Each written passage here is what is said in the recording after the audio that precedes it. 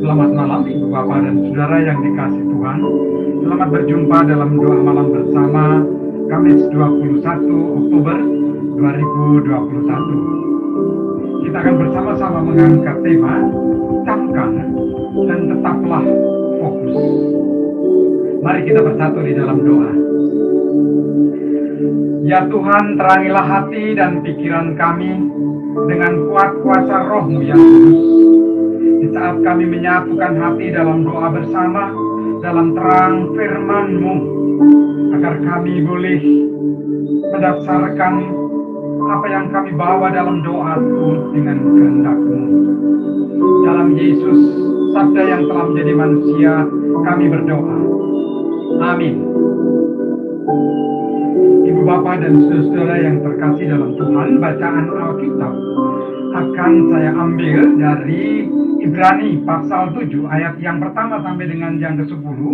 Tapi saya akan membacakan pada ayat yang pertama sampai dengan ayat yang ke-4 saja. Demikian. Sebab Melkisedek adalah Raja Salem dan Imam Allah yang Maha Tinggi. Ia pergi menyongsong Abraham ketika Abraham kembali dari mengalahkan raja-raja dan memberkati dia. Kepadanya pun Abraham memberikan 1/10 dari semuanya. Menurut arti namanya, Melkisedek adalah pertama-tama Raja Kebenaran dan juga Raja Salem, yaitu Raja Damai Sejahtera. Ia tidak berbapa, tidak beribu, tidak bersilsilah. Harinya tidak berawal dan hidupnya tidak berkesudahan. Dan karena ia dijadikan sama dengan anak Allah, ia tetap menjadi imam sampai selama-lamanya. Camkanlah betapa besarnya orang itu yang kepadanya Abraham, bapa leluhur kita, memberikan 1/10 dari segala rampasan yang paling baik. Ibu, Bapak, dan Saudara yang terkasih, tekanan dan berbagai kesulitan hidup di tengah-tengah dunia sering melemahkan iman percaya kita. Seperti halnya ketika pandemi melanda dan tak kunjung usai menggoyahkan dan mengundang tanya terkait iman percaya kita. Bagaimana dengan kondisi ini? Di mana Allah? Di mana Tuhan Yesus? Demikianlah, jika kita membayangkan situasi 12 suku Israel yang percaya pada Tuhan Yesus. Mereka berada dalam tekanan penjajah Romawi, dalam kejaran dan penganiayaan para pemimpin Yahudi. Banyak kalangan, baik orang-orang Kristen Yahudi maupun bukan Yahudi, bertanya mengenai iman Kristen. Ibu, Bapak, dan Saudara, penulis surat Ibrani memperlihatkan dan menjelaskan dalam bacaan kita dengan mengangkat kehidupan leluhurnya Bapak Abraham dalam cerita perjumpaannya dengan Melkisedek, Raja Kebenaran, Raja Saleh, Kerajaan Damai Sejahtera. Itulah yang sudah dibuat oleh Yesus Kristus dalam kehadirannya di dunia, mendatangkan kebenaran atau keadilan dan perdamaian. Maka penulis surat Ibrani menyamakan Raja Melkisedek dengan Yesus Kristus Tuhan, Anak Allah yang juga sebagai imam. Ayat ketiga, lebih jauh dikemukakan, camkanlah betapa besarnya orang itu. Di di sini penulis ingin menyampaikan, itulah kebesaran Yesus Kristus Anak Allah. Bahkan Ia lebih besar dari para nabi dan malaikat.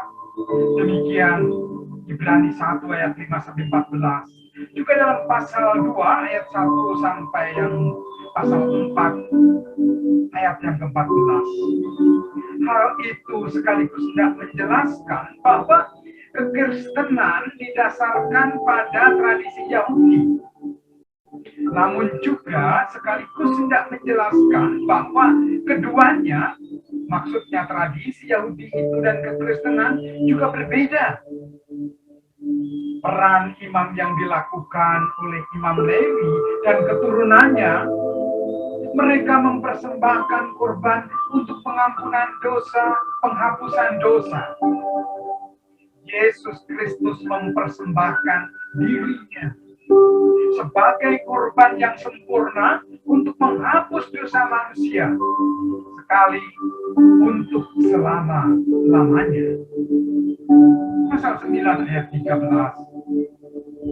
hingga pasal 10. Dan dengan kematian serta kebangkitannya, Yesus telah membuka jalan bagi semua manusia untuk datang kepada Allah.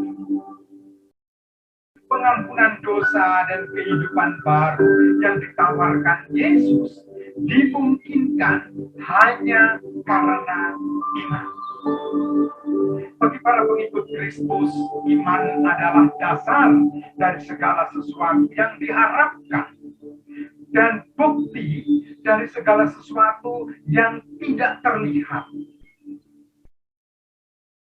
Maka dalam situasi yang mencemaskan, menekan, dan menyerang serta menggoyahkan iman kepercayaan, juga tentu saudara dan saya, penulis surat Ibrani mengajak pertama, menjadikan situasi tersebut sebagai ajang untuk atau wadah bagi kita untuk berlomba.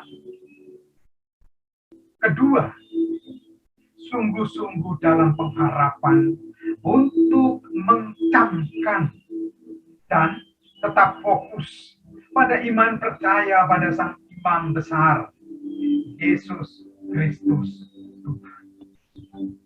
Amin. Mari kita bersatu dalam doa.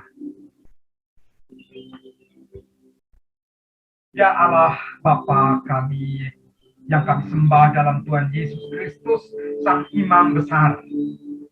Ampunilah jika langkah juang kami dalam situasi pandemi sering tidak terdasari iman yang kuat kepadamu. Pikiran kami pendek, hati dan jiwa kami dikuasai emosi.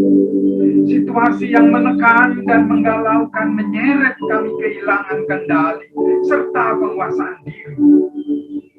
Kesukacitaan dan semangat untuk berbakti serta memuji luruh tak tersadari. Kami melangkah tanpa arah, terus mencari tiada henti, namun tak menemukan pegangan yang berarti.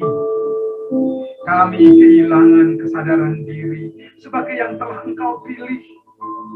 Jangankan memenuhi panggilan suci sebagai kompetisi, menyadari topangan Tuhan sebagai bentuk kasih yang sejati pun tak terjadi. Ya Tuhan, demikianlah juga iman percaya kami. Namun kami bersyukur Engkau ya Tuhan, melalui terang firman-Mu menyingkirkan arah gelap kami. Dengan kuat kuasa Roh Kudus, Engkau lambaikan tangan-Mu meraih kami untuk kembali bangkit, memelihara cinta kasih Kristus yang murni. Ya Yesus, terus tuntunlah kami kembali melangkah dan menjadikan situasi pahit ini ajang untuk kompetisi. Padah bagi kami melanjutkan perlombaan, menyaksikan kebenaran, menyebarkan damai sejahtera. Ketika kami mengalami ketidakmudahan, biarlah tetap fokus memandang-Mu ya Yesus, Sang Imam maha besar. Dan dalam langkah yang demikian, biarlah menerangi orang menjadi warta sukacita baginya. Kiranya hikmat yang dari Tuhan dalam terang firman-Mu ini juga mewarnai karya dan tindakan para pemimpin bangsa ini. Mulai dari Bapak Presiden hingga para aparat di pelosok daerah.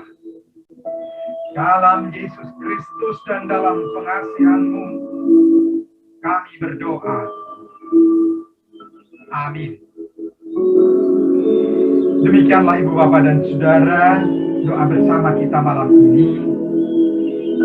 Pandanglah jalan yang Kristus telah buka. Tetaplah fokus, beriman kepadanya. Selamat malam, selamat beristirahat. Tuhan Yesus menyertai.